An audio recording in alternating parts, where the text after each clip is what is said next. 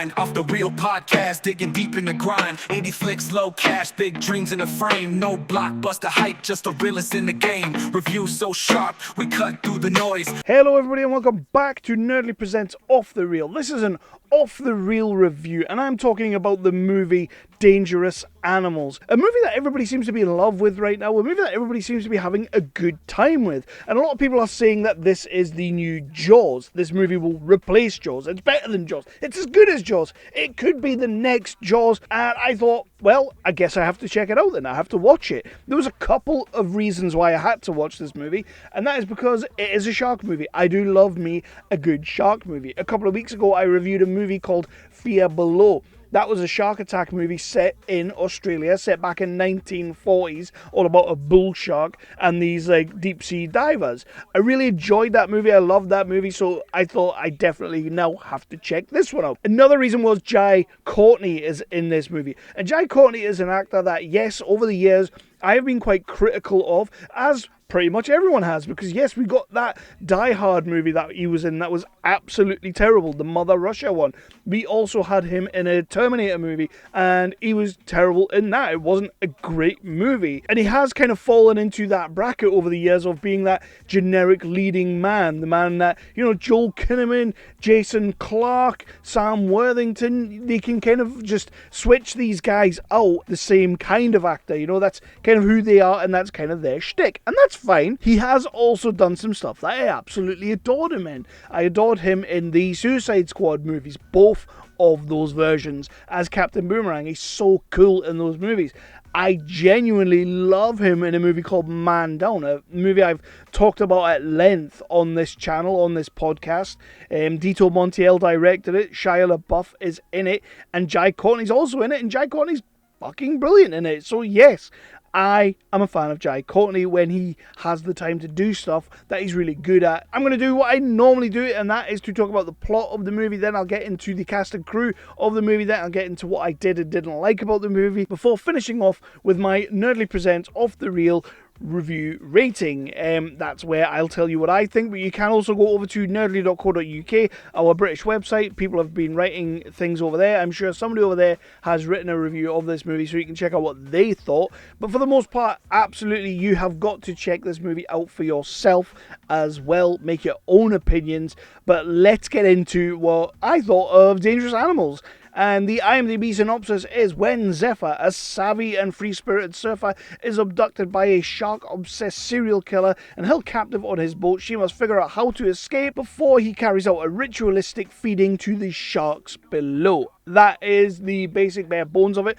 But yeah, we meet this couple at the start of the movie. They want to go and see the sharks below the water, but they don't want to do the SeaWorld adventure thing. They want to go out and actually see the natural, real way of seeing these sharks. They happen upon Jai Courtney, Bruce, who has his own fishing boat and takes people out there on tours to see the sharks. So he's like, yeah, I'll take you out there, let's go and see them. So they go out to see the sharks. She has a little bit of a nervous attack, a little bit of a panic attack, but he calms her down by singing Baby Shark to her. Something I didn't know I needed in 2025, but I'm absolutely thrilled that I got in 2025, is Jai Courtney singing Baby Shark to this woman. And then when they come back up, Jai Courtney is kind of like, yeah, how good was that? That was great. And then straight up murks the dude, like stabs the dude about 3 or 4 times, and then pushes him into the sea, and he's now kidnapped this girl.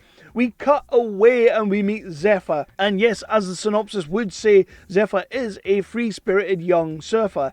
She meets this guy, Moses. They kind of have a bit of a thing. They go back to her van. They have a one-night stand. It's absolutely amazing. Kind of come to find that he really does actually quite like her and thinks that there might be something there. However, she won't be tied down by no man. So the next morning, she just does a moonlight flit. She does a runner. And she goes to this beach in the early morning where she's going to do some surfing, because that's what young surfers do. While she's there, she bumps into Bruce, Jai Courtney. And that's the movie from there. Zephyr needs to try and escape, but Jai Courtney has decided that he is going to strap them to a little bit of a crane pulley device, put them out into the sea for the sharks to eat them, while he records it on his big ass VCR video recording camcorder tape, which is awesome, but also kind of sick. and that's the movie. She needs to try and escape, she needs to get out of there. Moses does turn up at some point to kind of try and help her.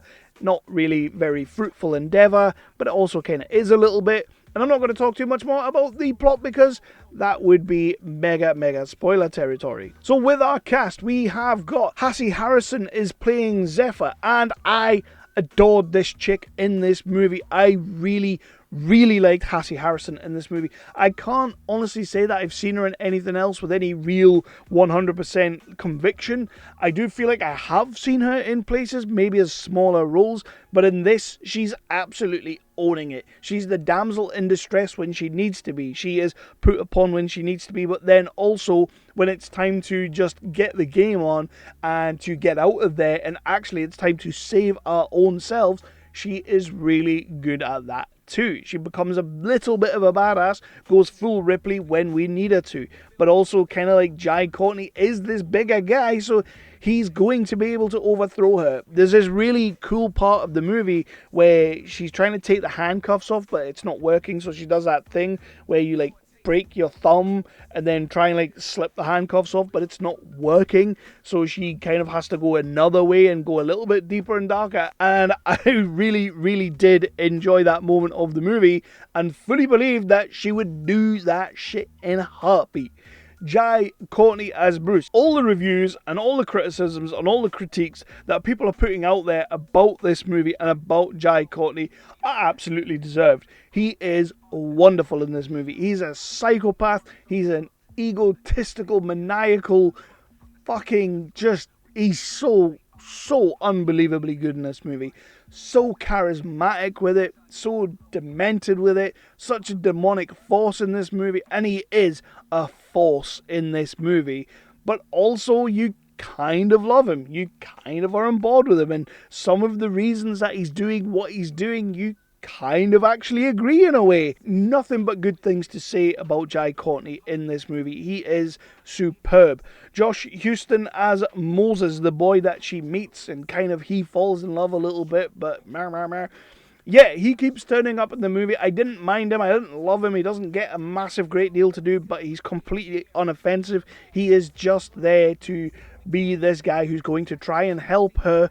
However, is she helping him? I don't know. And that is essentially our cast, you know, apart from the sharks, because there's a lot of sharks in this movie. Some really big ones, some really small ones, but there's sharks all over the place. Byrne did direct a movie a few years back that I remember seeing called The Loved Ones.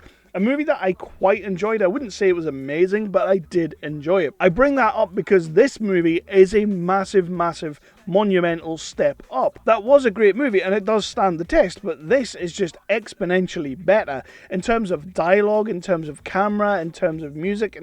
The music in this movie, by the way, is just great. Like, there's some really cool music that sometimes leads you to think that it's a little bit more of a comedy or a little bit more jovial affair than it actually is, but it totally works and it totally fits every single scene.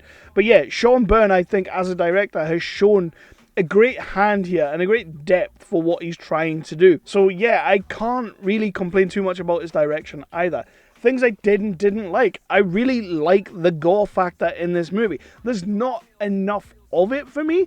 In terms of like shark kills, I think we only maybe see 3, possibly 4 shark kills in this movie. The movie is quite well paced, but there are a couple of moments where it does slow down, which I think is a bit of a cardinal sin in a movie like this. It didn't take me out, it didn't remove me, it just slowed the pace down a little bit at a time when I was like, right, let's just keep going and keep getting through this, because actually I'm really engaged and I'm really in on this story, so let's just keep it moving. The movie does just kind of end. It is this little battle of wits, this little battle of strength, this little battle of trying to stay alive, and then we're done. The movie's done. And that for me was again a little bit of a downer. You know what? I may as well just get into my final Nerdly Presents Off the Reel review rating, and I'm going to give this movie a 4. It's a very strong 4, but with the budget that this movie had, and it wasn't a massive budget, but it was a budget,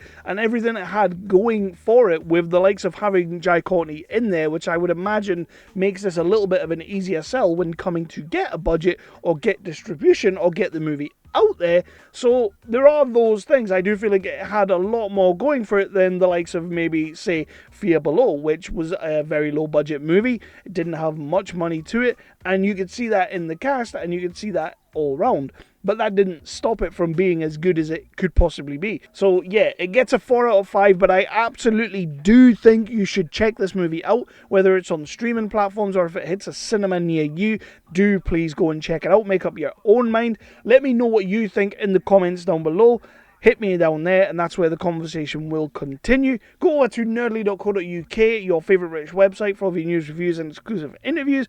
Somebody over there will have done a review of this movie as well. I'm almost certain of it. See what they thought as well. But most of all, do what you can to support cinema. Do what you can to support independent film. It is good, batshit, bonkers fun. It's a big-ass shark killing people, and what isn't to love about that? I'm going to go. My name has been Kevin Alden. I'm pretty much just rambling now, but do all those good things like subscribe. Dangerous Animals gets a 4 out of 5. Jai Courtney himself gets a 5 out of 5. He's absolutely superb in this movie. So yeah, please do all that good stuff, and I will see you on the next review.